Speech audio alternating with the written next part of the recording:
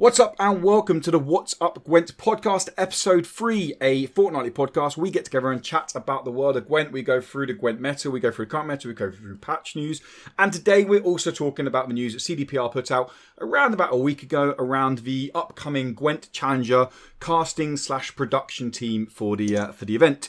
And with me as always, I have two heroes, because we always call them heroes on the show. And they're two new heroes, two brand spanking new heroes. This episode around. We have Weevil and we have SynergyGod. How are you doing, gents?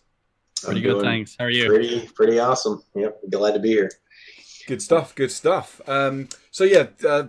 Weevil and SynergyGod are Gwent streamers.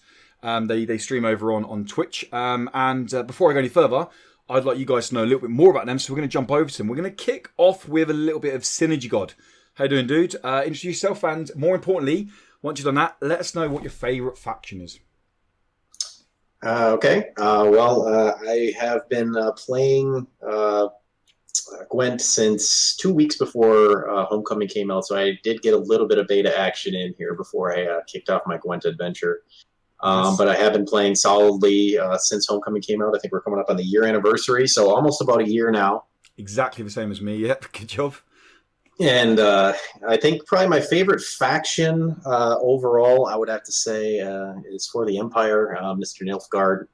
That's kind of where I'm at mainly. It used to be Northern Realms in the early Gwent days, but I made the switch. So I knew there's a reason I liked you, SynergyGod, and that's because you're a Nilfgaard boy.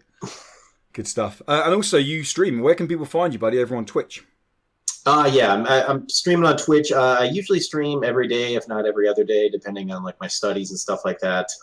It's on Twitch TV/SynergyGod3773. So come check me out when you got some time. Nice, yes. And if you're watching this on YouTube or listening to it on YouTube because it's not video available, then SynergyGod, a link to SynergyGod and Weevil's Twitch will be in the description below. Which takes us over to the mighty Weevilite himself. How you doing, champ? Quite well, thank you. How are you? All good, dude. All good. Glad to have you here, man. I will quickly say as well, guys, Weevil is an extra hero. Not that SynergyGod isn't a hero at all, but someone had to drop out last minute on the podcast, and Weevil's had 20 minutes to get notes and get prepped for this podcast. So a big thank you, community thank you, shall we say, to Weevil. But yeah, Weevil. So tell us about yourself. Tell us about yourself as a Gwent player, and more importantly, your favourite faction, which I actually don't know. Right. So I've been playing Gwent since about May 2017. So, now that I think about it, it's been quite a while. I actually originally discovered it through a friend who played Hearthstone. I played Hearthstone with him. And then he said, there's this really awesome game that you have to try. And yeah, the premium animations are amazing. And it's still in beta, so there's still so much to come. And it has so much potential and so on. So as soon as I started playing it, I was like, yep, hopping on over to this game. So that's how that happened. But my favorite faction is Monsters. However, nice. They've not been treated particularly well in the last while. I feel like they've been left behind.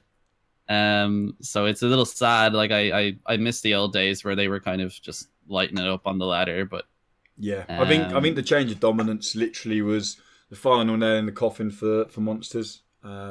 Exactly. They're not in the best place. No, and I just sort of feel like it's just sort of makes me sad because I have to play all these other factions. And I felt the same though with Nilfgaard, because Nilfgaard were at one point they were close to the worst faction. They were bad before their original rework, which changed a little bit but not a lot.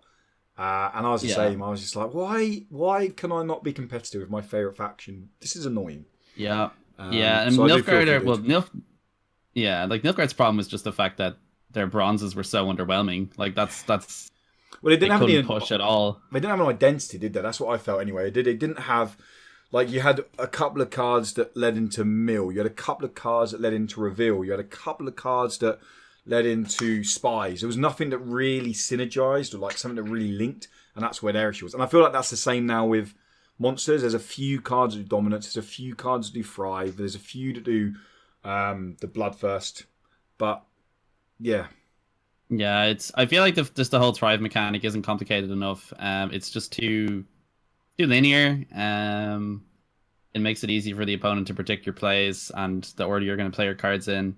and it just makes it tricky. And then the only other option you have is point slam, so you're slamming your high base power cards and hoping that, just hoping that you can like push the opponent out of the round and then push them in round 2. Like that's all monsters can do right now is bully players. But the problem is that like there's you can't bully Syndicate, so True story. It's like agreed. But anyway, I digress. That's cool, man.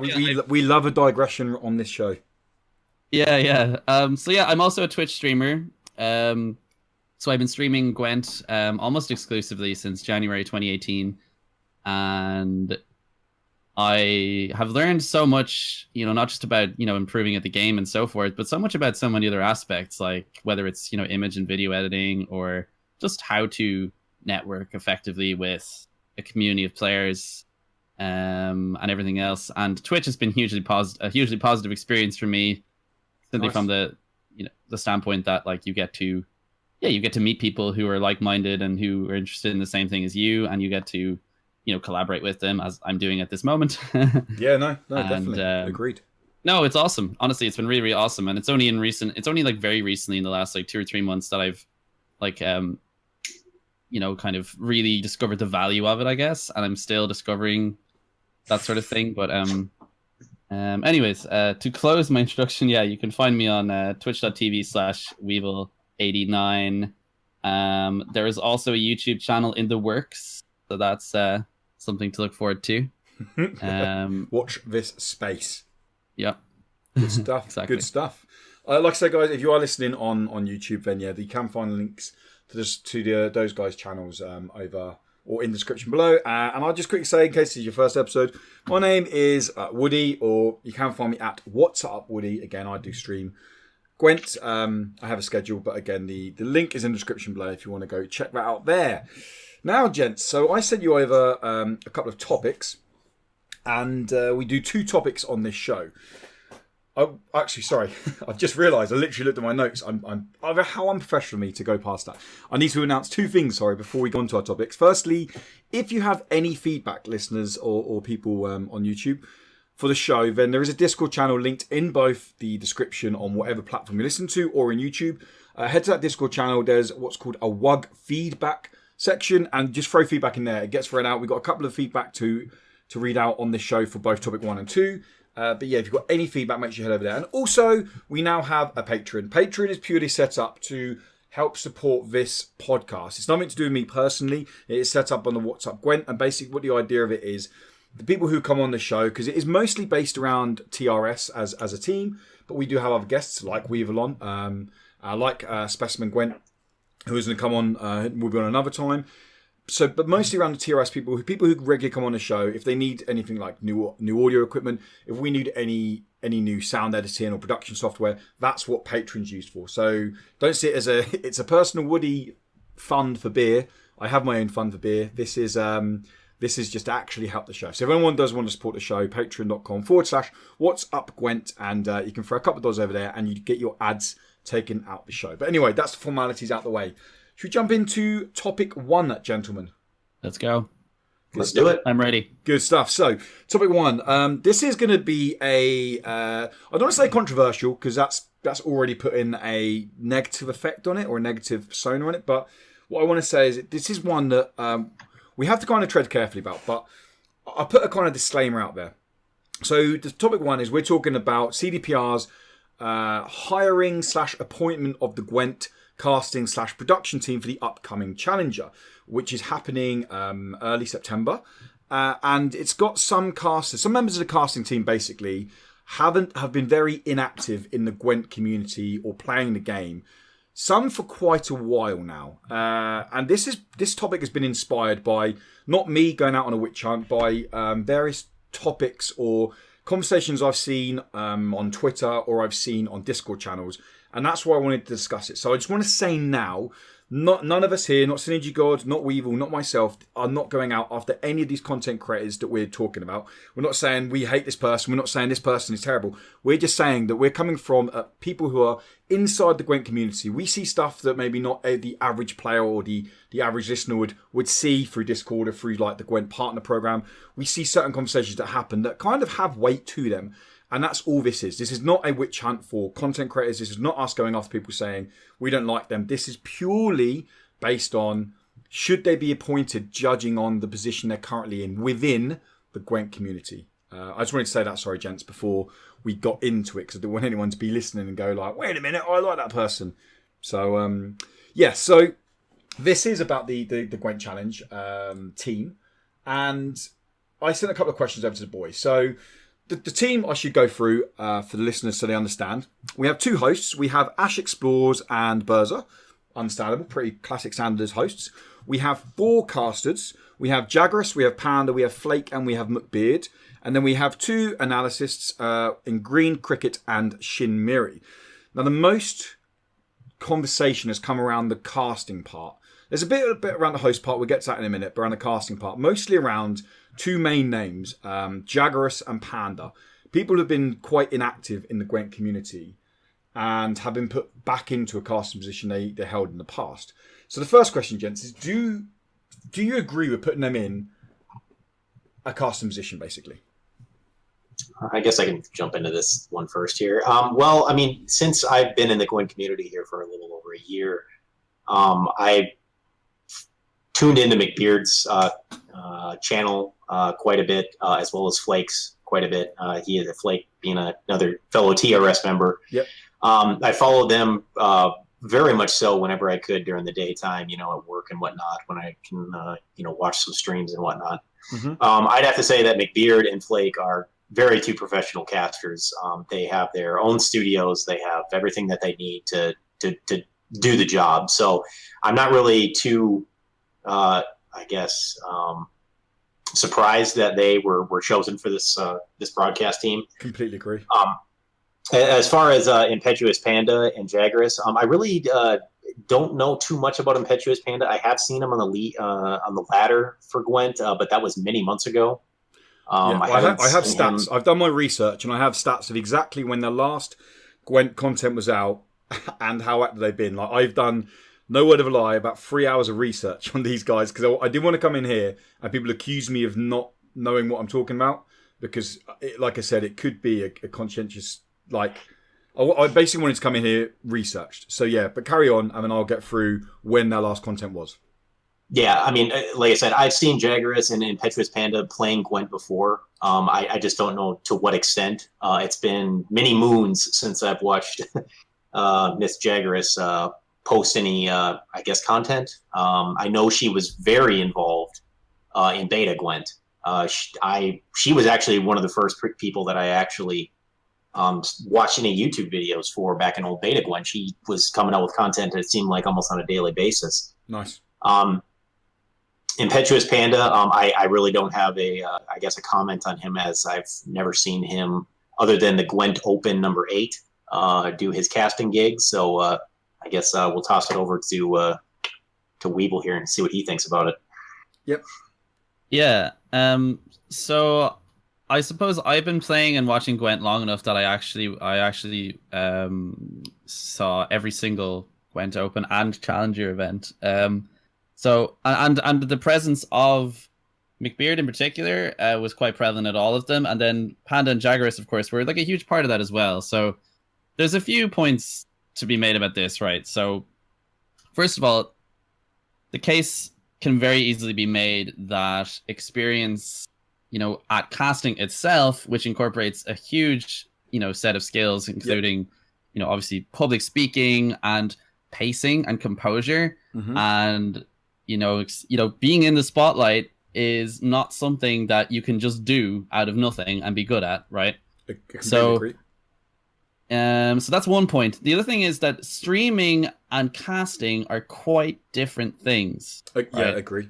Because when you're streaming, you're focused on your own activities and you're in control of them. You're not stepping back to analyze the bigger picture and sort of say what's going on between these 2 players and what is the general, you have to jump out of the game sometimes and say, oh, this set of games, like if he wins this set, and you're constantly thinking about the different elements that make up not just that game or that match, but the bracket, the tournament itself, all these other big, so it's a skill. Like, if you ever watch a really good sports commentator, it's so seamless when they're really good at it. But if they even say one or two things that are seemingly irrelevant, then all of a sudden people are like, oh, they don't know what they're talking about. So like there is that danger. That's the thing. Like on the one hand, casting doesn't require in-depth Gwent knowledge, but on the other hand, I think it requires without it. I think it requires current Gwent knowledge because so let's say for example, Jagras is casting with McBeard. Now I should probably say my standpoint on it. That McBeard is like I've had some very weird messages from some of the Gwent community saying like questioning if I don't like McBeard because I started a Gwent podcast. Like I'm not even kidding. I've actually had 2 messages saying people questioning like if I like am I doing this to hurt McBeard, and I'm like no. Like McBeard, again, similar to what SynergyGod said, was one of the first people I found in the Gwent community. I love the guy. The guy is one of the only YouTubers, apart from maybe Sir Pumpkin and a couple of others, who actually put out original deck ideas. Like there are so many that just go, oh, here's a Foltest deck. I'm like, you're doing this to get your 4,000 views, get your $15 whatever it is for the video. Like this isn't your deck. And I'm not trying to go again witch hunt here, and I'm not going to say names, but McBeard genuinely puts out unique, good content. The Commander's Horn podcast is brilliant. I think his streams are brilliant. He's a really nice guy, and he's like, I mean, you cut the guy, he bleeds Gwent. He is like, he's so invested in it, and so yeah, that's where I stand on that. But my flip on that is, you said you don't need Gwent knowledge, but let's say Jagras is casting with McBeard, and McBeard makes a reference to a meta that was around a month ago. How does Jagras reply to that when she has no idea what that meta was?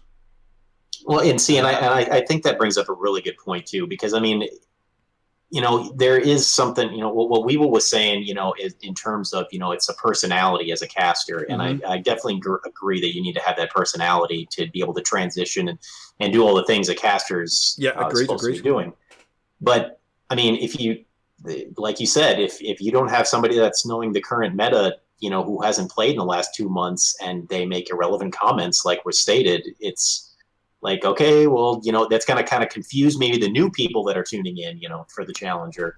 And then it's going to also make the seasoned veterans be like, whoa, what the heck are they talking about? Like that makes no sense. So I do think that a caster in and of itself has to have the personalities, which I do think that they all have. I just think that you need to be relatively more well-rounded on the current meta. And I know there is still time left between now and the current Challenger to maybe catch up in that regards. But again, that's, I guess, where the controversy steps in, because a lot of people, know that they haven't been as involved in the game as somebody like, McBeard or Shinmiri or Green Cricket. Yeah. Well, there's something else I want to touch on with the controversy in a bit, but the next point then is, sorry, I'm not. I should say, I'm not trying to argue with SynergyGod or with Weevil here, but I like to play devil's advocate, because we want to look at this from every side of the dice. So I'm going to be throwing questions at you guys. I'm not disagreeing with you guys. I'm just saying that. So obviously, Weevil, you said that streaming is very different to casting, which I do agree with. But Jagras, Panda, Flake, definitely, they only got McBeard. They only got the gigs by CDPR seeing them stream, and CDPR took a risk on them to get them in as casters. Now, why? So yeah, streaming is different to casting, but then what's wrong with CDPR taking a punt on other current Gwent streamers like they did in the past with those 4?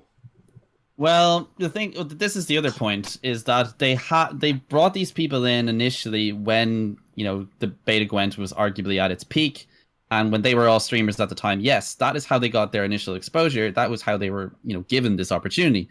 And admittedly, as you have said, McBeard is now the only one among them, and Flake, obviously, who are still actively, or who are still streaming dropping Gwent. Out, but yeah, like I said, I'll get on the stats in a bit. Yeah. But the thing about it is, they probably are also looking at this from a business perspective. So on the one hand, you can just say among the community, you've made this Gwent Partners program, you've brought in all of these new content creators, why aren't you giving them an opportunity to, to at least, attempt to showcase their, casting abilities? But on the other hand, they're thinking, well, the viewership we got with these casters worked for us before, so why can't it work again? But that logic doesn't really fit, because, as you say, there's so many other people who are rising up now, or maybe people who were just, small-ish Gwent streamers, but who were very, very good at the game, and who were slowly gaining popularity based on their level of skill, and not necessarily based on their, inherent charisma at analyzing the game, which is hard to determine, like I say, through streaming. So the other thing that we might not know of, okay, so we might have stats of the end result of this thing, as in who was actually hired for the job.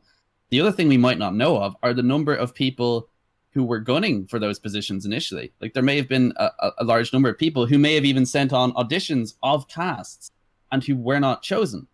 Yeah. And in my opinion, your ability to cast is not based on the content you're casting about. It's based on as much on your just inherent, casting ability per se. Like, if somebody's good at public speaking, you can give them any topic, and if they research it for a reasonable amount of time, they could speak, relatively authoritatively about it. So I feel like it's the kind of thing that it would take a long time, or at least it would take a good bit of time at least, to train these people, not just for how to interact with, say, the media. Like, media training is an important part, but also just how to cast, how to be a good caster, because there are people who are very knowledgeable about the game, but who might crumble under the pressure, and who might not actually be that good in a casting position. So I think we just can't underestimate the level of skill required to do that thing. Like, McBeard is a wizard, okay? Like, because he's brilliant. Yeah, so he is so good at that, right? And you were saying if you pair McBeard with Jaggeris, right? So typically in a caster team, you have a color commentator, and then you have the play-by-play. So the play-by-play could potentially be handled by either party, but generally speaking, describing what's going on in the immediate present and saying this is exactly the state of the game right now, and the implications of the game are X, Y, and Z. So that's generally harder to do if you don't know as much about the game. But the color commentary is something that somebody even with less experience could definitely take on, even if it's simply reinforcing points that have already been made, etc., etc., etc. Yeah. So yeah, it's there's a lot to think about, but I completely get that. Sorry, so. And I think just to kind of piggyback off that just a little bit. I mean, there are a lot of things, like you said, we don't know. There could be metrics that we haven't even considered as players, or even as the community. I think there is one big thing that I'm going to say at the end, but I'll keep that for the end. I think there's one big deciding factor here, but yeah, carry on, dude. Like I said, that's pretty much what I wanted to wrap up. I mean, we don't really know how the business model looks for CDPR. I'm sure they've done their due diligence on it. We have to hope they have. I mean, we obviously know that, there's been some questionable patches from a development standpoint, in terms of balance and whatnot. But I mean, the whole marketing portion of it, and I guess for these challengers in particular and for their opens, I mean, I think they've been relatively good production qualities. Yeah, they seem pretty good production-wise, yeah. It's just I'm really hoping that, on their current level and what they're still doing, I really hope this propels Gwent to be a bigger competitor in the card, the CCG community. So, because I mean, I really want this game to thrive. So I just hope that what they're doing gets us to that point someday.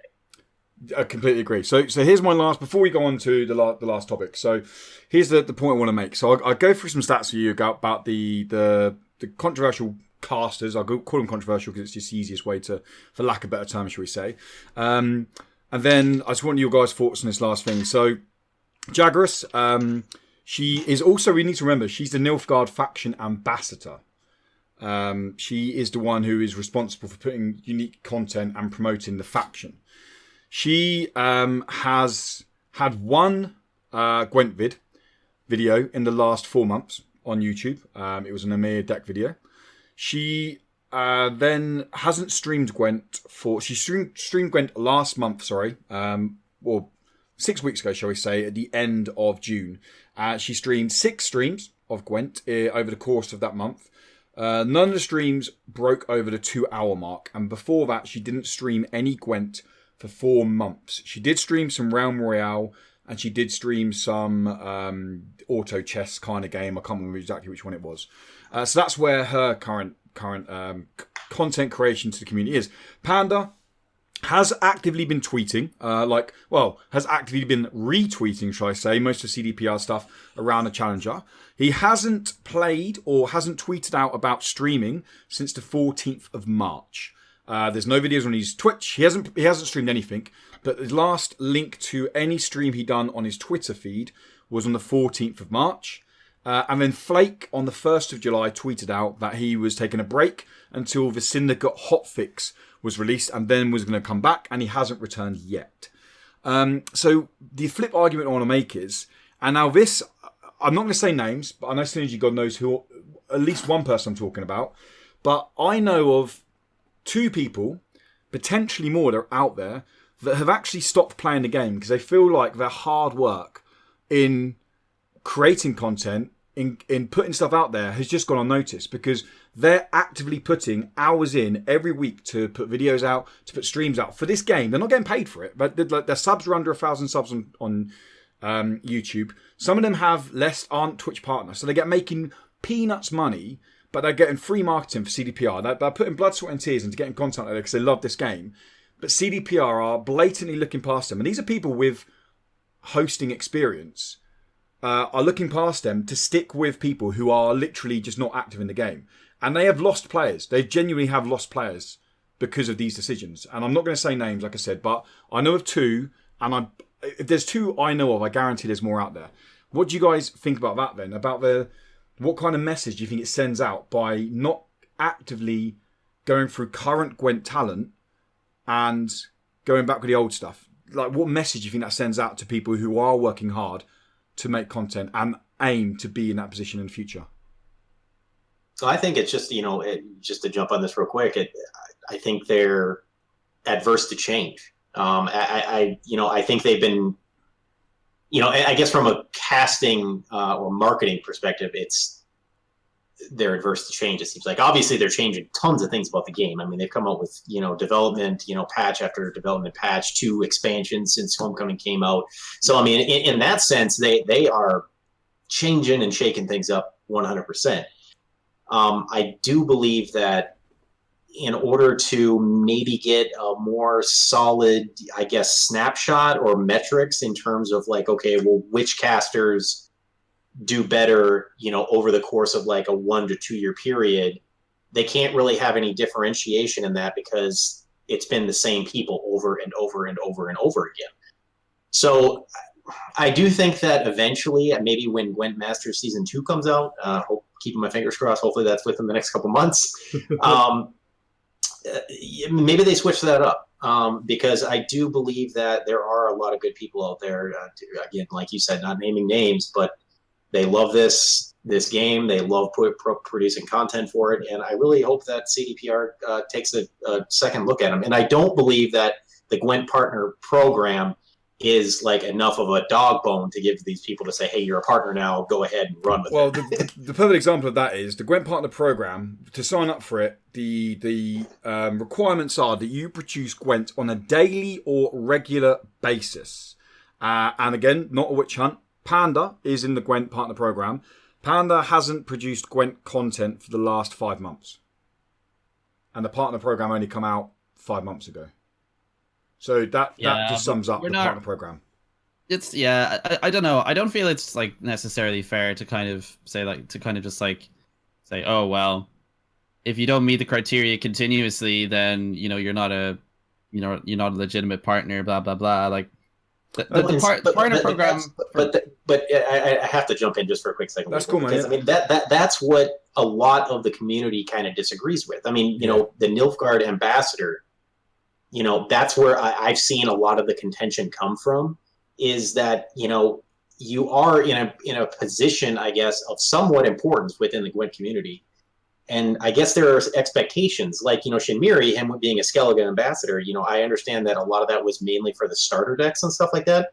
But I think a lot of it just has to do with them creating Gwent content. That's what they... Well, OceanMud made a website. OceanMud literally made a monsters website that he uploads decks onto, and he has a star rating for how hard they are to play and a star rating for how good they are. Like, that's how far he took the ambassador program. Yes, and I think it's devotion like that really Gwent streamers, players, analysts, community, that's what they're all wanting to see. Yeah. Out of these people in these positions. And, just a quick shout out to, Trynet, I mean, the newest faction ambassador. I mean, he's a shining example of that. I mean, he puts out videos on us on a daily basis. He deserved that job. And I hope to gosh, he maintains that reputation. So. Yeah. Agreed. But sorry, what were you going to say, Weevil dude? I was going to say that, like, we're not trying to find reasons for people to not be partners or to no, not at all. We're just talking about their status. Yeah, we're talking about them. But these guys have still got, so these people like Panda have got effectively the elite position of a content creator in the Gwent community, and they're a person who doesn't create content. That's what I'm trying to flip around. They're like, if you look at it, not all streamers, because I heard a rumor, and this is sheer speculation. I heard that Pumpkin was offered a casting position, but I heard that Pumpkin doesn't feel confident public speaking. Again, I've heard this through rumors, but he's not. He loves streaming, but he's not confident being in like on camera like that, and he turned it down. So, yeah, we're talking like this is for most streamers the pinnacle of the elite position, and this is someone's got it who isn't making content, and that's the issue, I suppose. Yeah, but I mean, like I said, you put that responsibility on any other number of streamers, and I guarantee you, like most of them would have difficulty with it. Like it's not. Oh no, I do agree. So, it's not an easy job. It's a skill. Yeah, but okay, so let's break it down a little bit. So in a way, you can say right. There is a person who has been named as a caster who does not regularly create Gwent content, but who at one point competed at a very high level in Gwent and has the capability of catching up and learning about all this stuff, who has already proven himself as a competent caster. Yeah. And who the community by all rights, unless they're, it's kind of mob rule or whatever, and they just like change their opinions like the wind, will still take to him. Like I think a lot of the naysayers are the people who just have these unreasonably high expectations for how things should go, rather than considering all of this in turn. Yeah, I agree, but I also think some of the naysayers are people who have put blood, sweat, and tears into wanting that position, and have then also feel like they've been effectively kicked in the nads, shall we say, because they have literally gone completely unnoticed. And these are people, I know people who have put community tournaments on once a month, who have put on community tournaments once a fortnight, like giving up their own time to promote this game as much as possible, to make quality content, to prove on various occasions that they can cast, that they can host events. Like, we're not talking, these people aren't unproven, these people are proven, and they've completely been cast aside because, well, no one knows really why, because that's the people I'm kind of talking about. And see, and I think Weevil made a good point. I mean, a part of it is, the mob rule. I mean, no one is ever going to get their way. There are going to be, unfortunately, some people that get overlooked. No, agree. It's a huge world, and there's thousands of people out there doing this thing, and they're all trying to make a name for themselves. And we get it. It's hard to get to the top in any profession. Yeah. Oh no, completely. Like I said, I'm not trying to be here. Like, people might be listening, going, "Oh my god, that Woody's an absolute dick." I'm here to play devil's advocate and try and look at it from completely both sides. Like, I can see why they've stuck with these people. I can also question why they haven't. But we have spent quite long on this topic. I just wanted to quickly say, because I know we've wanted to make a point on this as well, I did see some negativity towards Ash Explores as host. I think that's a great choice. I've seen a few of her streams. I haven't seen tons of her stuff. She's super confident on camera. She carries herself super professionally. She's just like, as a host, that's what I want. I don't want someone who knows the ins and outs of Gwent. I want someone who is very charismatic, looks very natural, doesn't feel like it's scripted, and her stuff just feels super good. Do you guys agree with that one? Yeah, because she's also, I mean, in addition to, her work in the streaming community, she's also done all kinds of work overseas with like production companies and all sorts of other things. So she has that experience, and she gets interviewed all the time when she's doing like her cosplays at conventions and such. And yeah, she's just like she just has a really, really great personality for it. And like you said, it doesn't require the most in-depth Gwent knowledge. You're coming to somebody who has either just, 3-0'd somebody and won and is feeling great, and you might have 1 or 2 points to make about what happened during the match, but most of it will just be the general feel of it and kind of carrying the program forward.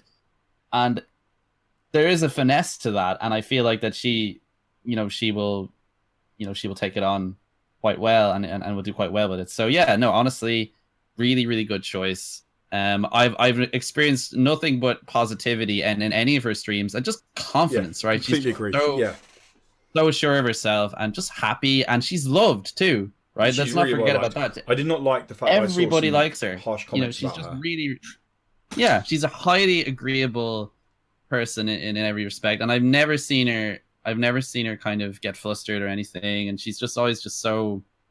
She's nice. So I think she'll do an amazing job, and I look forward to it.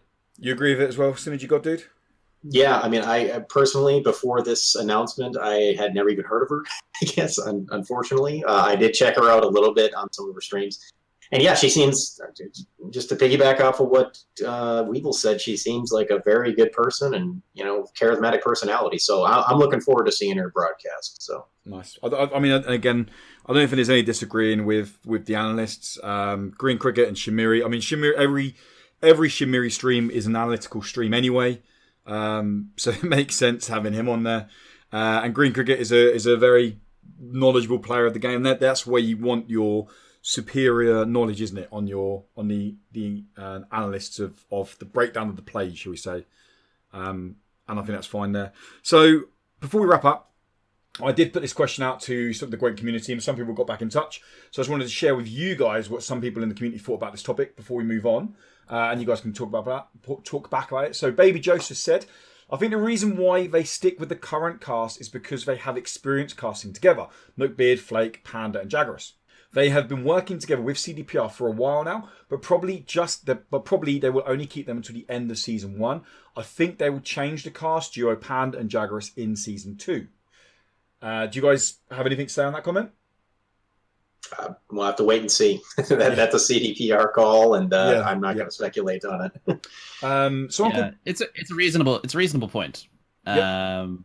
Because based on what we've discussed about the time it takes to prepare new casters and how they were working on a lot of other content, right? All these expansions and the NR rework and so on. They may have not had as much time as they normally do to seek out new casters, and to maybe they even do auditions for it, or we don't know, as I say, what they do. So it's entirely possible that is the case. I think there's also the big thing that people seem to forget, and I can guarantee this is in place because of another job that I run. But these guys are probably contract for the whole season. If CDPR get rid of them, they've got to pay some money. And I know that sounds very black and white, but it's the way business works. These guys they wouldn't be given a contract for a one-off event. I very much doubt that. They would have been given a contract. Season 1 has gone on a lot longer than CDPR wanted and anyone expected to anyway. And I honestly think they probably were given a contract, and the contract looked all flowers, rose and bloom for the first 2-3 seasons. Sorry, first 2-3 events. And then obviously people started dropping out the game. CDPR can't all of a sudden shake things around. There's contracts to abide by. So I know that some people at home might be going, that's a very cynical way of looking at things, but I think you have to look at it sometimes from a business point of view. Yeah, absolutely. And again, that's another distinct possibility. They can't constantly take the pulse of the game when they have to make decisions so far in advance. For all we know, they had to choose those casters, 3 or 4 months in advance and didn't just announce them the week before. We don't know for certain. No, we know that there was definitely a process involved. And we need to respect that, And the fact is, even if they don't have knowledge of the current state of the game, they can do their research and work hard at it, because we know that they work hard at it. That's what we have faith in, isn't it? We have to. I mean, we have to faith that they are professional. Like, regardless what people think to these people in terms of content they create, they've proven in the past they are professional at their job, and we have to believe that they're going to be professional this time, regardless of they're knowledgeable or not. They're going to be professional. Yeah.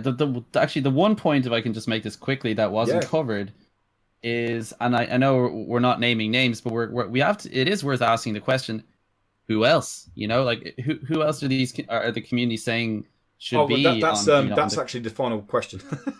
We was ahead of me. Well, there you go. I was jumping at in a second, so I was going to come to you guys and ask who else. You one person each, but I'll get to that in a second.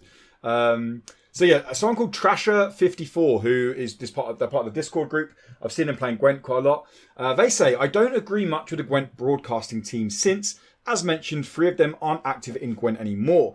They then put another comment in brackets, but I won't read that part out. If they still check out Gwent from time to time, or even drop into a stream to watch what's happening, then I'm fine with the decision. So they kind of contradict themselves a bit there, but that's their comment. Mole from the Discord chat says, I don't have a problem with the casting team personally. I feel like being active players isn't really that important in being a caster as long as you know what's happening and can explain everything to the average viewer. And that's it for the topic 1. The rest is for topic 2. So yeah, I mean, it seems like people are very much 50-50 on it, which is understandable because people are 50-50 on anything on the internet, aren't they? All you've got to do is look at Reddit and you see 50-50 liked on everything. But yeah, so last thing, guys, before we move on, who would you throw out there? If CDPR comes to you now and said, Weevil or SynergyGod, name a streamer, name a content creator that you would throw our way to recommend for casting, who would you throw out there? Do you want me to kick off or just give you guys a moment to think? No, I got a name. Spyro, because You stole mine. Yeah, go for it. Carry on. Spyro because he is extremely knowledgeable about the game. He is very personable. He carries himself well. He has a good voice for broadcast. And yeah, he's done wonderful things for the game in the last few months. Just his presence, just that he's always got so many viewers, and he's got a really, really friendly chat, and just there's a lot of positive energy coming from his streams, and he doesn't take himself too seriously, which is also really important, because the one thing you can guarantee in a new casting position is you are going to make mistakes, even if they're small ones. Yeah. And he just he has a very kind of light personality where he can kind of take things on the chin, and I honestly think he'd be very well suited for that. I think you stole my notes here, Weevil, because that's literally what I had. The fact that obviously this doesn't matter too much, but if they wanted to go down the reputation route, the guy's in the top 10 on Pro Ladder every season. He's an incredibly talented player. But yeah, more importantly, you go to his streams, they're super fun, they're super chilled, and they are just nice and friendly. And the guy is presentable. I watch his streams because he's a nice guy to watch. Yeah, that's exactly who I'd have said. SynergyGod, you got anyone, dude? Well, I would have to agree with Weevil to the point. I mean, I love watching Spyro's streams, and he definitely has a great voice for casting or anything, I guess, broadcast related. But honestly, I'd have to throw back to my buddy Marktheus.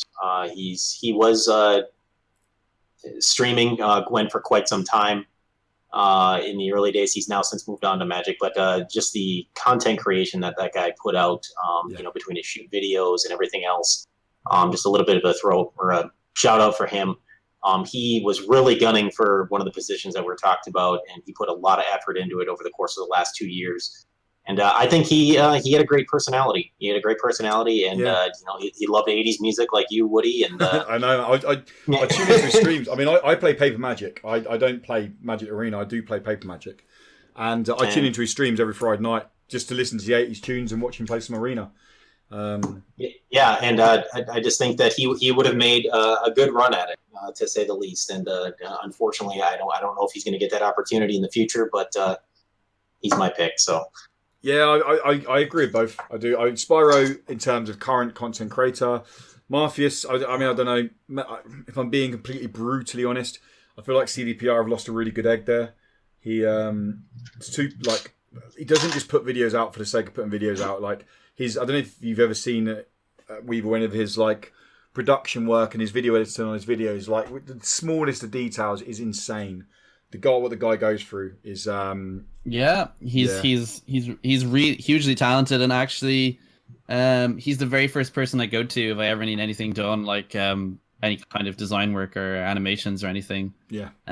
So but I think I can't speak on his part. He's a really cool guy, but I can't speak for him. But as far as I know from what I've heard in his streams, he's kind of away from Gwent for the foreseeable future. He's just kind of had enough of it all. But yeah, well, that's topic one, gents. That is topic one. We chewed the fat. We probably pissed off some people, but hey, you're not making a good podcast if you're not pissing people off. That's all I say. Exactly. That's the slogan for this podcast today. That's it. The What's Up Gwent podcast is brought to you by Inked Gaming. Now, we all love sitting down opposite a friend to dive into some CCG or maybe even tabletop gaming action. And Inked Gaming lets you take that experience to the next level with full custom playmats. They've got playmats, large playmats, board game mats, wargaming mats, and even a size variety of PC mouse mats. It's not just about being great at your game, guys. It's also about looking damn good while you own it. And that's exactly what inkedgaming.com offers with their selection of custom gaming mats. And that's not all. Head over to inkedgaming.com now and use code TRS12 to get 12% off your first order. Looking good while you play just got cheaper. inkedgaming.com using the code TRS12 for 12% off your first order. Cool. So going on to some a little bit more light-hearted stuff now. Nothing personal, unless we're going to go at any people, like, by all means, feel free to. But we're talking about patch 3.1. It dropped, people. So our previous podcast was classic Curse of the Podcast, where we recorded early because we had a competition coming up. It was Vil, Semper, and myself. And basically, we were like, oh, don't worry, they won't change all the cards by the end of this month. There's too many cards to change. So we'll like predict some card changes. And then, funny enough, we recorded 3 days later, like the day before it went live. They went, oh yeah, we're changing 256 cards. And we were like, damn it. Like, why didn't we wait? Anyway, the nice thing now is the dust has settled. Like, the saltiness behind some of the initial thoughts have gone. The dust has settled. It's starting to look a bit clearer now. The meta's kind of settled where it wants to be. CDPR have come out and said there's no hot fixes coming. So I sent some questions over to you gents on Twitter. Sorry, not on Twitter, on Discord. And we're talking about patch 3.1, the Nilfgaard rework. And the first question, first off we go is, what do you guys think about the patch? Let's just kick off with that. What did you guys, we go to SynergyGod, what do you think about the patch? Things you like, things you don't like in general. Patch 3.1, SynergyGod's take on it. Here we go. Well, the beginning of the patch was a little rough, as any new patch ever is here in Gwent. My MMR for specifically Nilfgaard and monsters went into the dumpster right away because I was trying and being creative. I think that's the whole thing about any new meta is, you try to be creative and you try to see the new cards and how they can get together and make the most amount of synergy that you can create. So it took me probably about a good week to a week and a half to really get things off the ground with it.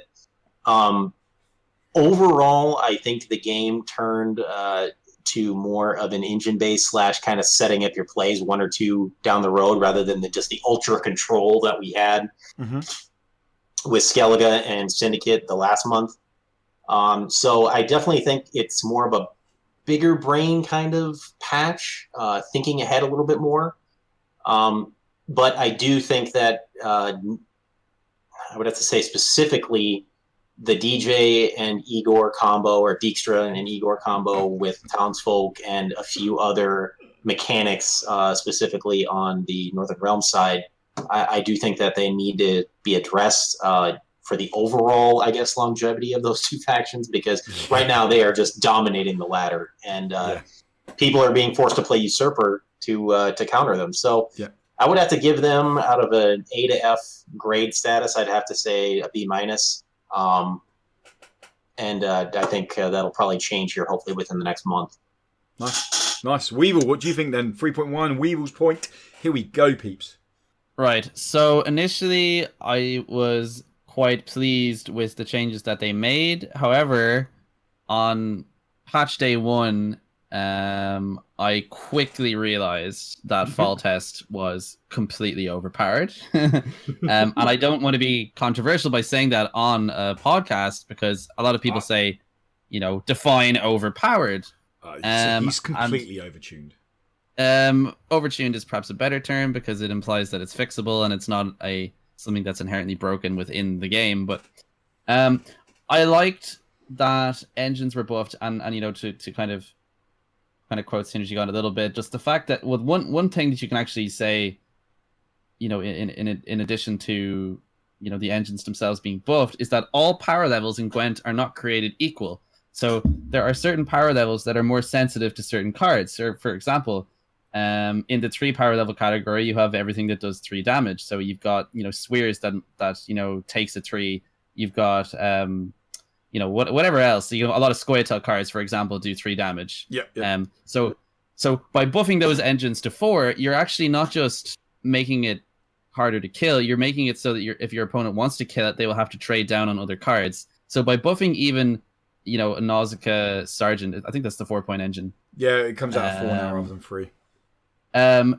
Even buffing that by a single point. Same with Magna Division.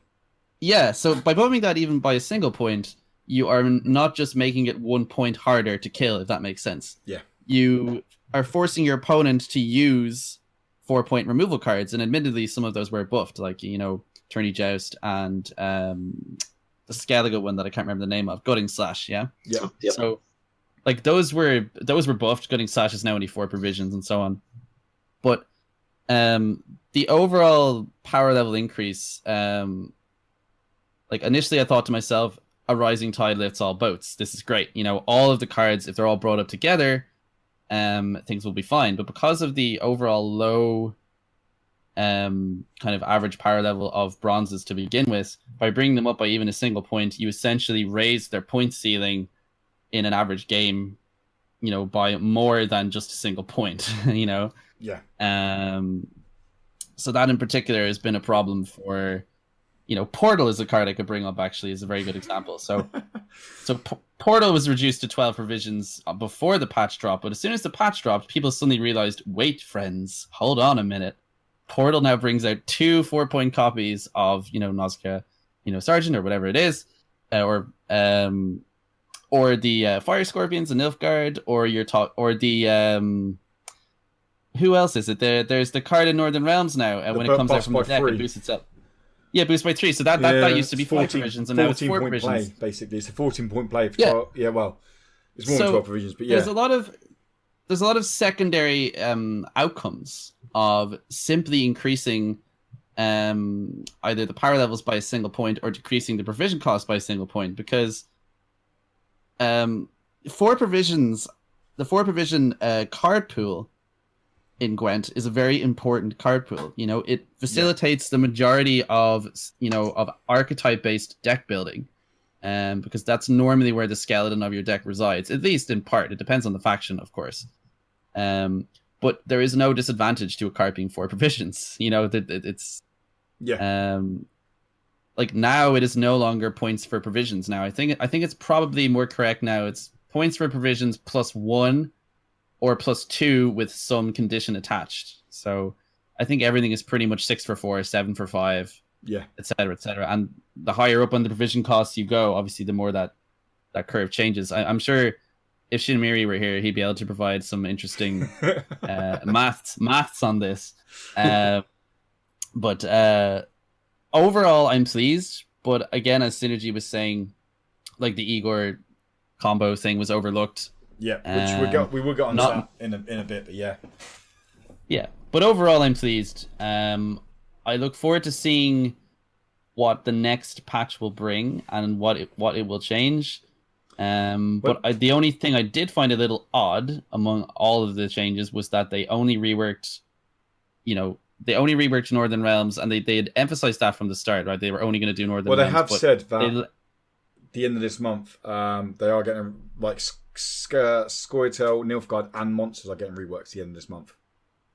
Yeah, well, that's good then. So it just sort of it left some of the other factions in the dust completely for now. So that's my next point, Jen. So knowing what they've done with Northern Realms, because they clearly, I've done a whole video on this. They could have easily gone, you know what? We just buffed. We'll reduce this provision. We just buffed their body up. They could have gone for that, but they didn't. They sat down. They clearly sat down over coffee and bagels, and were like, okay, how do we link this faction together? How do we keep their identity but actually make them playable, make them tangible, and not intangible, make them competitive? Because everyone goes on about Foltest, but Meave is competitive. Like SynergyGod and myself competed in a tournament yesterday, and I come up against the odd Meave deck, which is genuinely a solid deck. So Meave is not as competitive, I'd say, as Foltest, but I think if Foltest gets his slight tweak to him, then I think they'll be on par. Like, Meave can run away with stuff. But do we... Basically, the thought that's gone into it, has that given you promise, or has that made you excited for the potential they could put into Scoia'tael, Nilfgaard, and monsters that they've confirmed that are coming at the end of this month? Because the idea of they really lent into the idea of formation, which I think is a great mechanic in Northern Realms. It leads into them in both kind of a lore element, but also in an identity element. Do you think, I suppose the short question is, has what they've done with Northern Realms as a rework given you promise and made you excited for what could potentially come with Scoia'tael, Nilfgaard, and monsters? Yeah, I'd have to say it does give me a little bit of promise, because I mean, I definitely think with the Northern Realms patch, they are definitely fleshing out the architecture between playing it on melee row and range row, so giving you the options of what you want to do. Now, I think the earliest example in Homecoming that had this already kind of built in was Scoia'tael, because you play him on the range row, for like Milan, you get 4 single pings on any given unit. The same thing with like a Doblathana Archer, where if you played on the range row, you get 2 single pings. So, and Ida, destroy an artifact or heal by 2. So I think being able to give units a versatility of being played on whatever row. I mean, unless they're row locked, obviously, then you're kind of screwed. But I think if they're switching more towards that, I think it will overall give each faction in and of itself a better identity. So that's probably the best example that I can give. But I think that the overall faction that needs the most help right now is obviously monsters. I know we fleshed that out just a little bit at the beginning of this podcast and throughout it, but they need something. They either need to drop the recent patch for the dominance to get them up to par, or they need to, I guess, flesh out either the Thrive or the Consume or the Death Wish archetype for that faction quite a bit. Yep, agreed. Weevil, dude, you got anything on the topic? Yeah, for sure. So this is this is where they can get a lot of their data from, or a lot of their ideas from. Is this podcast? You take obviously. cards. CDPR, I've got to listen to this podcast. That's what you mean, yeah? Yeah. No, not here, literally, but like I'm joking. I'm messing. Okay. Throwing you off your stride.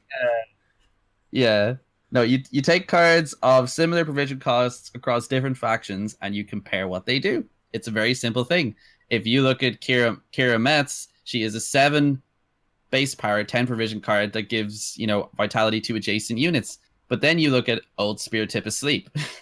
It is a 9 base power, 10 provision card. The value, or rather the value of which is dependent on the cards that it boosts by Thrive. But that is not great design from that perspective, because if you don't have the Thrive units, you're not getting any other immediate value from that card except 9 and something that can be removed by Geralt Professional and regular Geralt and so on. Yeah. All they could easily do that with that card and the Thrive thing. You mean play Spear Tip and give adjacent units Thrive, and then it pops as well? Yeah, something like that would actually be cool, right? That would actually be cool, because Spear Tip would 10 provisions. He would come out at 9 body. He'd pop 2 Thrives, so he'd actually come out for 11, but it'd set up more Thrive units in the future. I think they would reduce his power level then. So I think they make him an 8 or a 7. Which actually 8 makes him. Well, technically 8 makes him more powerful because he's now out of the range of Geralt. He's under Geralt, yeah. So just sort of obviously we can't sort of theory craft, add in. Of course we can. We can do what we want. But my point is that if you look at the changes that were made to Northern Realms up in the kind of high provision values, the 3 cards I'm thinking of are obviously Falibor, Bloody Baron, and Kira Metz. Yep. They're all great cards now. I mean Baron is kind of ridiculous so good. So they just need, those changes were great, and it's not just that, it's other things like down in the lower provisions you have things like Battering Ram is quite good now. Just cards that make your opponent think and that bait them into removing stuff. And then, that's sort of part of the strategy. That's why Northern Realms is so good right now. It's that the faction makes you get rid of things and use resources on things that you don't really want to use them on, and then they just drop all of their good stuff at the end. So Yep. it's like they need, like, monsters, for example, needs a mechanic that is unique to them, which they already have, which is Thrive, but they need a mechanic that if you don't deal with it, you will get punished. Because currently all Thrive is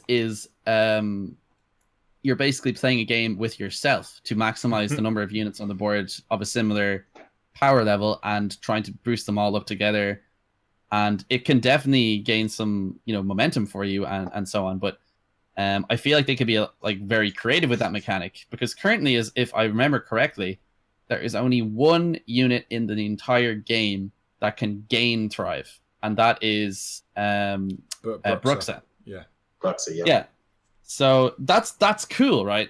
But the fact is that card is 4 provisions anyway, and you can just play Necker or whatever it is, and it's just, it's probably better, but they did buff that card to 3 power. But anyways, the point is that if the mechanic they're going with to determine the identity of monsters is Thrive, then they can come up with all sorts of creative ideas to incorporate that into existing cards, or Bleed is another direction they could go. Yep.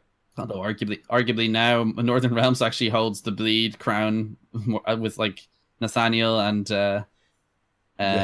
Hubert was reworked as well. But there's so many directions they could go in. It's just the faction at the moment just feels so like Thrive and sequencing at the lower end and Point Slam at the higher end. Like that's, and then Crones in mid range. Like that's.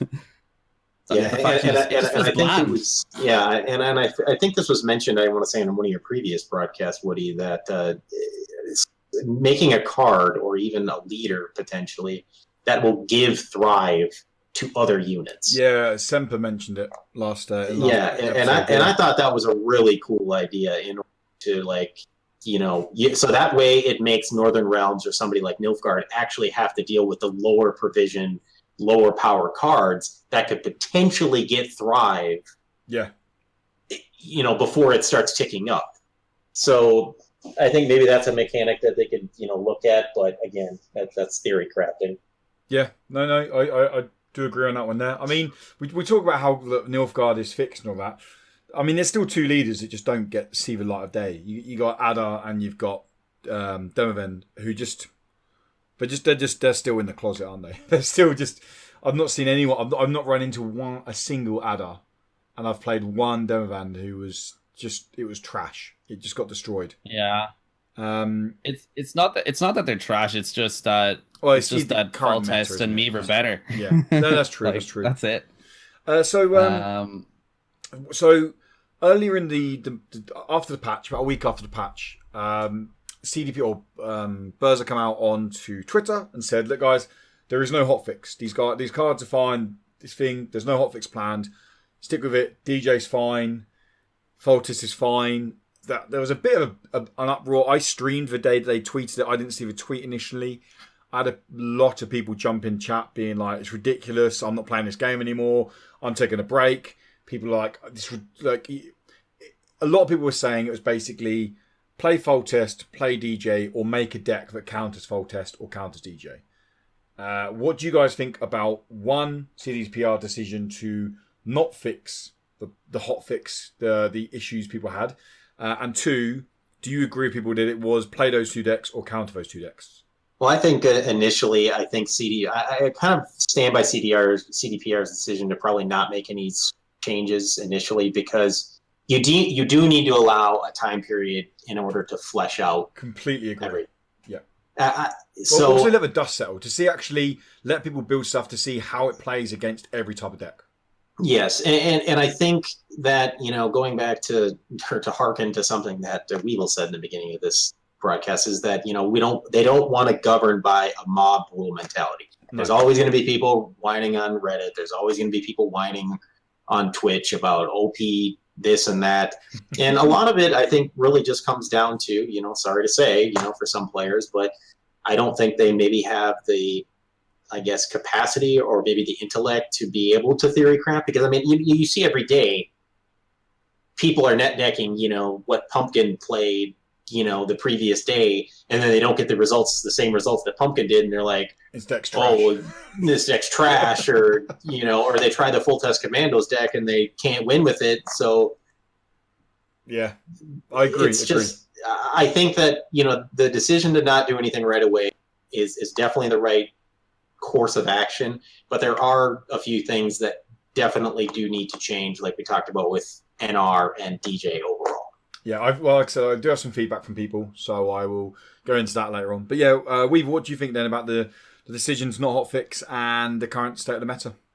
I think from a business perspective, it makes sense to not release a hotfix initially because they need to gather data. Yeah. So one of the things that Slamma does is he often releases statistics on Twitter and says that this leader has a particularly high win rate. If it in fact turns out that Dijkstra does not have as high a win rate as people think he does, then it will be a much, it'll be much greater justification on their part for not producing a hotfix. But whether you are playing at a low level of play in ranked or at a high level of play at the heights of pro rank, if you do not have last say, or if you do not have artifact removal and the opponent is running summoning circle, they will get a townsfolk and an Igor off. It requires very little skill. And that's the thing that bothered a lot of people, even the kind of the top content streamers and Gwent players and so on, that bothered them at the very initial stages of that patch because it was just a fundamental imbalance. Dijkstra is a specific example, and obviously Foltest and other things were a problem as well, but the biggest thing for me is that as a leader, even ignoring the Igor plus Townsfolk combo, he is just objectively better than both King of Beggars and Gudrun. He's just a better leader. He's more versatile. Just jumping on about what you said, a bit of community feedback from Baby Joseph, because he literally wraps up the exact same comment you just said. He says that he doesn't actually think DJ himself is broken, but the combo with Townsfolk and Igor is broken. He thinks that the problem lies with Igor and that he should get the same treatment that Caleb got by basically giving a cooldown of 1. Foltest, he says, and then he goes on to say that Foltest should be put back to boost by 1 in his opinion. And then, he mentions his favourite reworked card, but we'll jump on that in a minute. So, do you agree with that? That just giving a cooldown to Igor would fix that issue? And do you believe that the issue lies in with the cards rather than the leader? I think that Dijkstra is still the strongest syndicate leader by quite some margin, but it is not impossible to. It's not like he's impossible to beat. It's just that he has a very granular control over when and how many crowns he gains, which is something that other leaders simply don't have. Like for Gudrun, you're going all in round 3 with Bincy. You have to gain 9. You can't gain 1. So for that reason alone, I think DJ is still very, very strong. But I do agree with what Baby Joseph said. Yes. So the changes, the Igor change cooldown 1 would solve so many problems because you can just save your removal or your lock for when he drops the Igor, which he inevitably has to do. Mm-hmm. And he can't drop it too late either. So he would actually have to drop it really early in the round, and it would be an extremely unsafe play to try and get that combo off in any reasonable capacity. You might be able to make 2 copies of a card if he survives a single turn, but certainly not 3. Yeah. It's the same as Caleb, isn't it? If Caleb gets dropped on the board, you have to remove him. If he stays around for 4 turns, you might as well concede the game. Like, if he gets the chance to give 4 bounties out, and, you just ask him for trouble. Well, and Sorry, go ahead. I was just going to say, if you just think about cards in terms of their value for their provision cost, just make Igor gain his value for his provision cost, because that's fair. Then he's a fair card. Yeah. But the interaction with Townsfolk wouldn't be a problem if DJ didn't exist. So that's why people think, oh, it's DJ, that's the problem. But the fact is that Igor is not an unfair card if he can't do, his fee ability, 4 or 5 times in a single turn.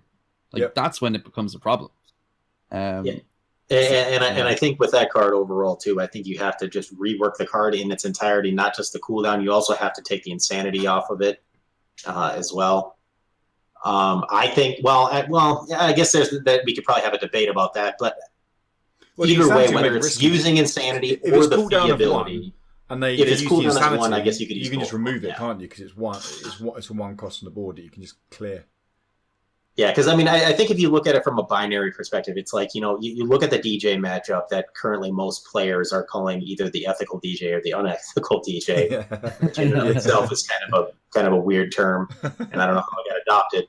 But it's if you don't have artifact removal and you're running Summoning Circle, you just auto lose the game.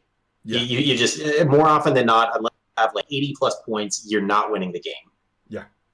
If you take out the cooldown ability, even having Summoning Circle, and you can't even, let's say you can't deal with DJ until like the third or the fourth of the last card from the end of the round, you still have that ability to be able to counter it. And I think that's what needs to happen, just like the Caleb fix. So making it non-binary is I think where CDPR needs to go specifically with that leader and that card. Yeah. And do you guys agree with, so Baby Joseph mentioned that he thinks the only fix that needs to happen to Foltest is basically make him only boost by 1 rather than boost by 2. Do you guys agree with that, or do you think he needs a little bit more to calm him down?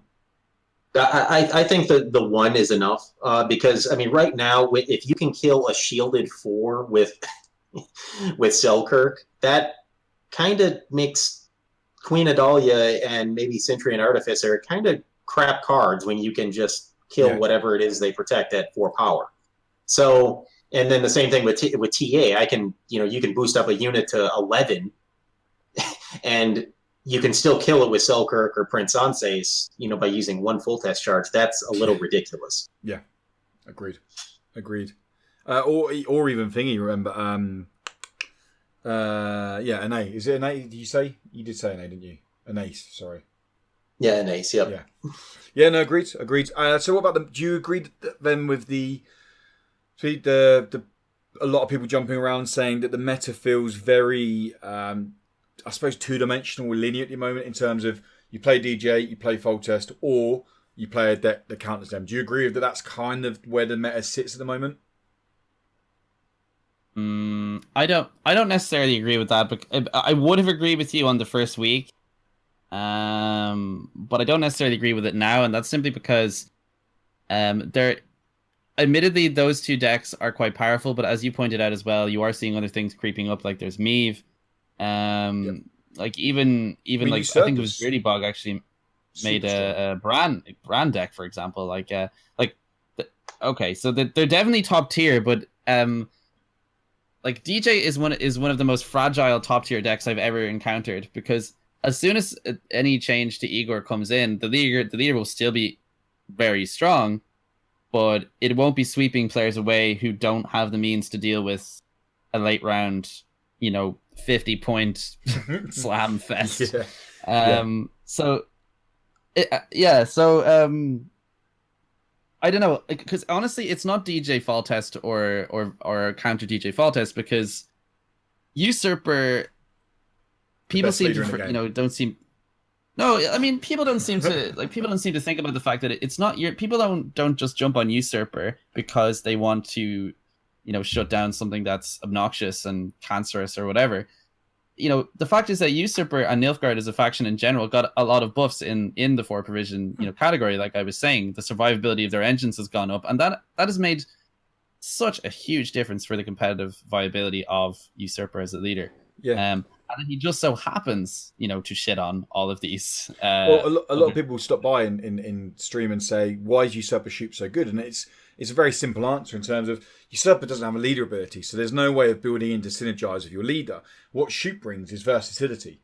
He brings the ability to, do I need artifact removal? Okay, yes, there's a huge element of RNG. You need artifact removal. You probably don't get artifact removal. But what Shoop brings into the Usurper deck is the versatility of the hyper control leader, and that's why I think a lot of people are starting to find success with Usurper Shoop, is with the bronze buffs that came in, and having the versatility of Shoop makes the deck very powerful. Yeah, for sure. Like I I myself at the moment I'm running I have two separate usurper sheep lists, one of which contains a lot of reactive cards like Peter and Leo. The other one contains neither, but it has other stuff like Muzzle. And then there's also builds that people used to run with Dragon Stream. So like there's just a lot of things the usurper can do. Yep. And like Dragon Stream is a bit cheesy. I'm not a huge fan of it, but hey, if the opponent wants to stack that range row like a pro, then go right ahead. Honestly, it's there are ways. It's not like DJ is unbeatable, right? Like no. Every faction, Syndicate does have a weakness, and that weakness is being pushed. So if you win round one and you have the capacity to push them, one of the only leaders that has that capability at the moment, or rather has a very good one, obviously Foltest can do it if they get the Pavetta, they dump all of their commandos back in, they bring them all back out quickly, and then they play their Drog. Scoia'tael can do it too with Francesca Dwarves. So if you drop four power Dwarven mercenaries on their board turn one in round two, they're not gonna there's very little they'll be able to do about that. Yeah. Particularly if they commit their yield in round one, which they don't always do, but I think people are being a little cynical about it. I think obviously DG and Foltest and Northern Realms in general is very strong, but there are ways to navigate around it, and there's a lot of ingenuity coming out even on a week by week basis, like even like Pumpkin coming out with the are adapting the Calvate Hyperthin for like Ardell and stuff like that, and fighting against the current, admittedly, but I don't think it's as hopeless as people think. I think that once the dust settles, as you say, and they do gather a significant amount of data that they can then use to justify any changes that they make, when that Igor change comes in, or the DJ change comes in, or indeed the Foltest change, people will notice how relatively underwhelming a lot of that stuff was. Maybe I'm overstating it to a point. I think you make a fair point. Yeah, I mean, the science and the math doesn't lie. So hopefully, Slamar, one of them, will put out some statistics on that here towards the end to justify or a hotfix or not justify it. So. Yeah, and the thing at the Foltest point, actually, the reducing it to 1 point, that that'll do a fair amount for the dual units. But the fact is that Northern Realms as a faction just got massive buffs anyway. You could probably play any leader with Northern Realms, and you would still do okay, relative to a Nilfgaard player playing like Emir or something. And I'm not saying Emir is a bad leader or anything. I'm just saying that the favorite leaders right now appear to be Usurper, Calvite, Ardell. The core archetype of Northern Realms in general is strong. The synergy with Meave and Foltest is great, but like you said, throwing an adder in, you could still easily win. Like the deck can run itself, and then having the ability to remove a big unit of adder could be fine. I think arguably, if we're talking about buffs to leaders, I think Meave has gotten the better side of things in this. Obviously Foltest himself was buffed in terms of value, which is a huge thing, as they say, for dual units. But I know what you mean, Meave has received so much support now with all the look at Hubert, one charge, give 2 bleed, and Nathaniel Fastodi, when it's boosted, give 2 bleed. It's there's so much, and the drummer, right? It's a Temerian priest, basically. That faction is that leader has just gotten so much love. So I feel that when the dust settles and when a hotfix or a patch drops, it's going to be me who stands on top for Northern Realms. Agreed. So. Well, gents, in a minute I'm going to ask you for your favourite card from the rework. So favourite, it doesn't have to be Northern Realms. I'm guessing it probably will be because they're the main ones that got a rework. But your favourite card from that. Before we do that, though, we're going to quickly jump over to some community feedback from it, and this is from Mole again. Mole said he liked a lot of things the patch accomplished. I like how they buffed a lot of bronzes and made tutors cheaper, but the meta that came out of it I didn't like at all. It basically felt like Foltest and DJ plus decks that counter Foltest and DJ. So he felt that made the positives sadly kind of irrelevant. And as for his favourite card that got reworked, it was Bloody Baron. So I think like Mole did send that to me a couple of days ago. So like you said, based on the first week, I kind of completely agree with him. That was the meta. But then I now agree with what Weevil was saying, that it is very much a case of the dust has settled and other decks are starting to pipe their head out now and starting to go, we're here too. We can actually be competitive as well. Yeah. So I'm sorry. Baby Joseph, his favourite card was Dun Banner because it feels similar to how it was in the open beta Gwent. So they're their guys. That's their guys' favourite cards. Before we jump into card trivia, gents, what was your favourite card that got a rework in the patch? I'd say mine is probably purely for the kind of explosive potential it can have is the new Kira Metz. Yeah. I think the card is a little silly, to be frank. I think it's slightly overtuned. I think it should probably only be five base power, rather than 7. They called it on the developer stream a greedy card, but I don't see how greedy it is when you give the vitality to units that already have a high base power to begin with. Yeah. That's the first point. And the second point is when there is in fact no way to punish that, so-called greed by, with any kind of popular card in the meta. Like there's no card, for example, that says purify all units on a row that has like, it's a special card that does that. It's 4 provisions, but it's worth no points. We need a card that's popular, that's usable, that you can easily use to consistently punish something like damage those types of plays. Damage the opponent card by 2 and purify adjacent cards, like something like that. Yeah, something like that, right? Something that's still useful even if its secondary effect doesn't come off. Yeah, so you're still getting the 2 damage on it, but you could potentially purify. Yeah, because right now sounds like a cuckoo duck meta. Yeah, like. Well, Kukudak arguably should have that, right? So it should be melee ranged. It should be purify adjacent allied units when put on. Let's say similar to the Syndicate Northern Realms crossover bronze. The one that like boosts 3 adjacent units by 3. Yeah. So he should say purify 2 adjacent units, and you put them on melee. So that way they can be on the ranged row, and you can still purify them. But then if you put them on ranged, it can say purify 2 adjacent enemy units or something like that. Yeah. Or something like something like that, or something where you can actually give it charges even, and similar to the way that the Syndicate what's his name? Kalkstein. Like Kalkstein has, like, he is just objectively the best purify card in the game.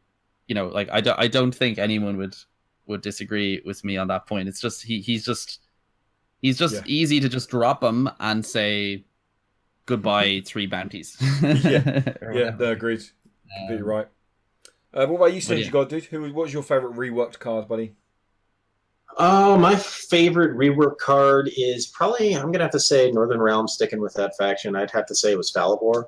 Now he may be a little bit overtuned, but I do think it allows you, or that I guess that card in specifically forces you to think ahead 1 or 2 or 3 more points or turns, I guess, and allow you to set up the 3-2-1 combo for maximum value.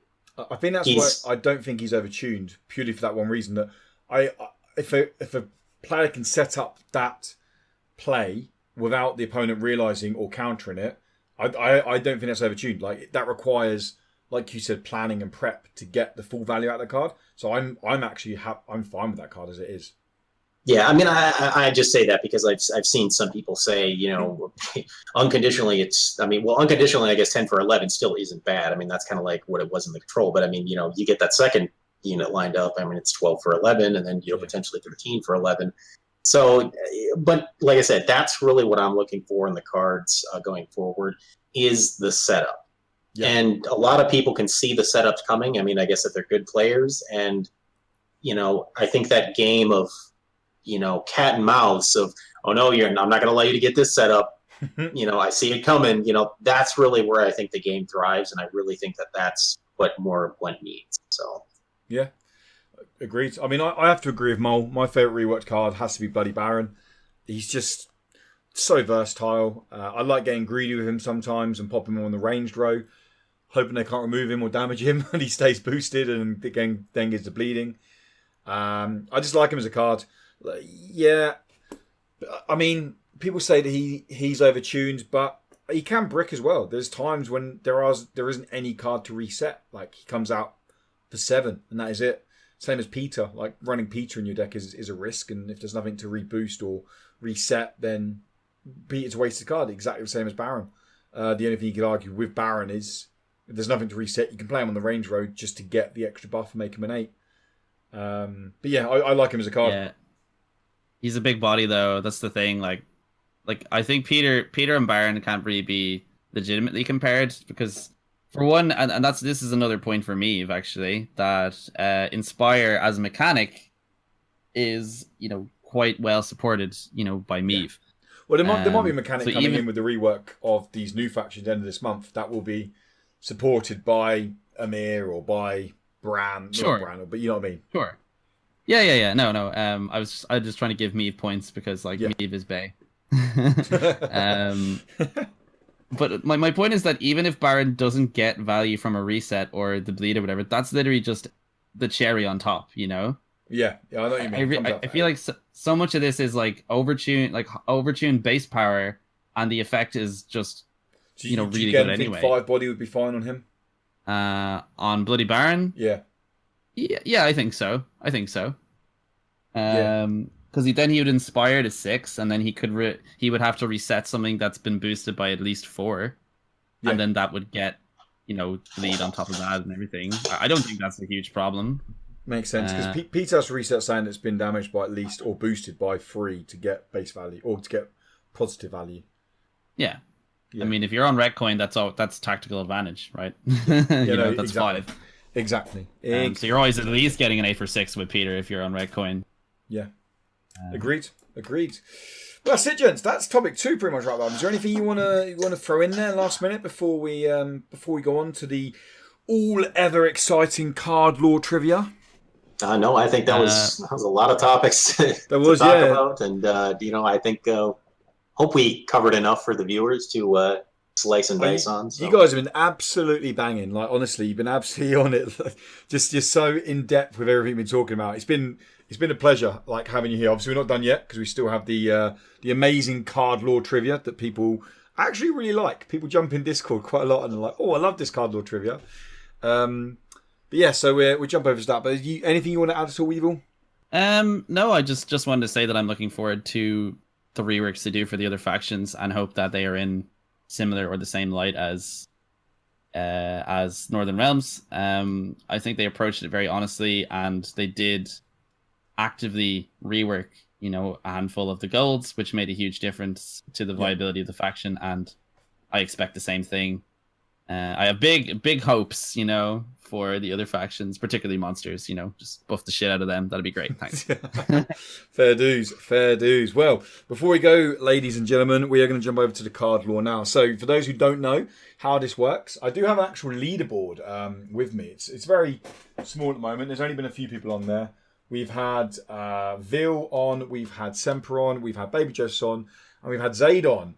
And the only person to score any points so far is Vil. I don't know if you listened to last episode, but it was quite funny because Semper blamed Vil for talking him off, for baiting him out of getting the right answer. But anyway. Yeah, that was pretty funny. it was Semper read into it way too much. But anyway, it was funny. But so the way this works, guys, is I am currently playing through the Witch games and reading the books and fully investing myself in Witcher lore. And as I go through stuff, I'm making notes because I want to ask people about lore of a card. Now, this doesn't have to directly do with set cards or anything like that, but this is lore taken mostly from the books.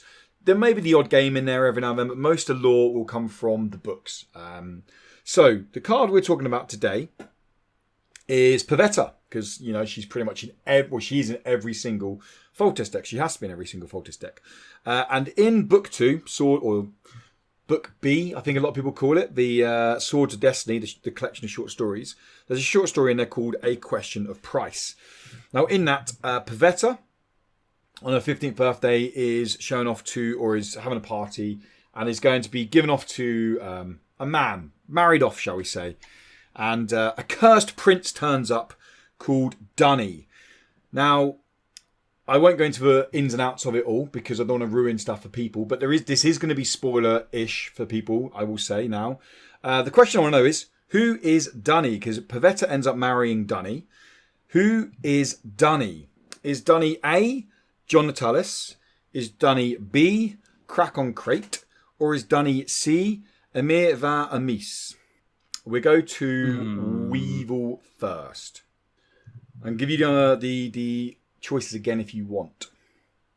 Sure, go ahead. Yeah, give me the choices again. Okay, so Dunny. So Pavetta marries a cursed prince is all I will say. Like I said, I don't want to go into spoilers for people because the Netflix show is around the corner and this is potentially covered in the Netflix show.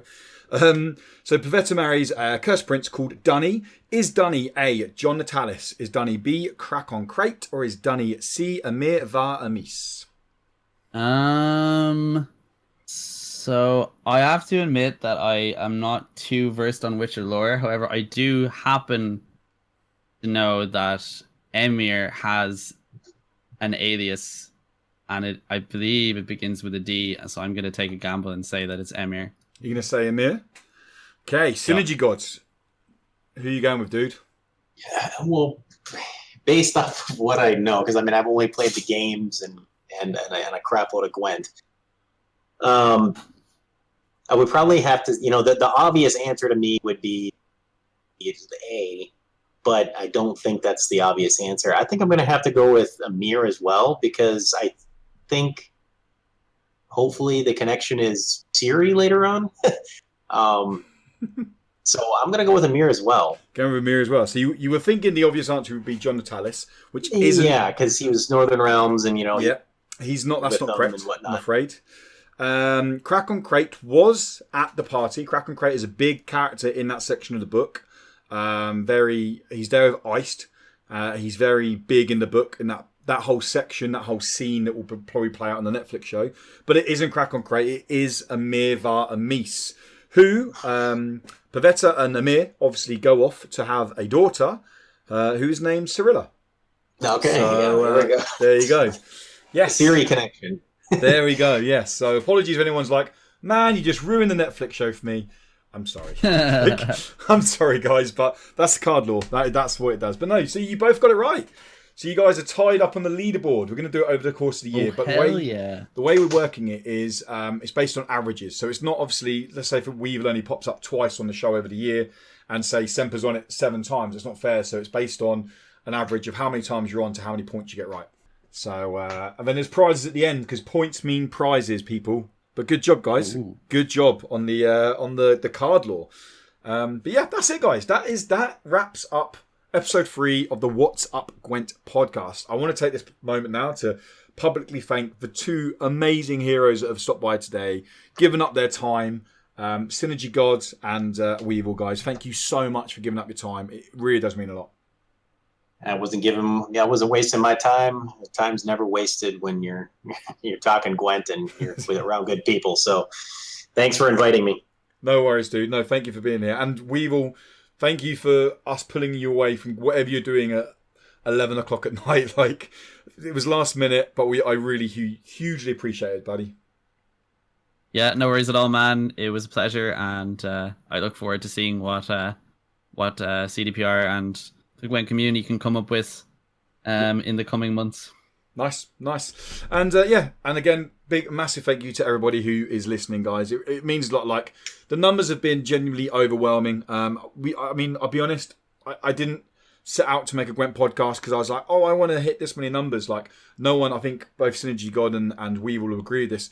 People don't stream just to get numbers. We stream because you like connecting with people and talking to people and sharing something that you're very passionate about. I'm hugely passionate about Gwent as much as SynergyGod and Weevil is. So just even if 10 people chose to listen in one week, like, that would be amazing because it just means that 10 people have connected with that podcast and connected with my passion and our passion for the podcast. But the numbers have been genuinely overwhelming. It's been genuinely humbling, shall we say, to see how lovely the Gwent community is. And keep it coming, guys. And if you want to give feedback to anything SynergyGod, anything Weevil, or anything I have said, this podcast, I say this every time, we're grown adults, guys. If you disagreed with what we said about the casting choice, if you disagree with what we said about Patch 3.1, we can take criticism on the chin. Jump over in the Discord that is linked in YouTube or is linked in other platform services and give feedback there. If you don't agree with something, that's the joy of a podcast, guys. You don't agree with something, we can talk about it next week on the podcast and say what you didn't agree about and talk about it like adults. That's the joy of the Gwent community, because the Gwent community is so nice. And last shout out that if you do really like the show and you want to get it without ads in the middle of the show, then head over to patreon.com/whatsupgwent. It will help support the show and help it make it more of a kind of rounded and fleshed out professional production for you guys. But that is going to be it. Thank you so much again to the heroes stopping by. Thank you, SynergyGod. You're welcome. And thank you, Weevil. Thank you, sir. It's been a pleasure. Yep, pleasure has been mine, honestly, guys. And thank you, listeners, for stopping by. Until next episode, have a great day, morning, evening, whatever it is, wherever you guys are. And goodbye, guys.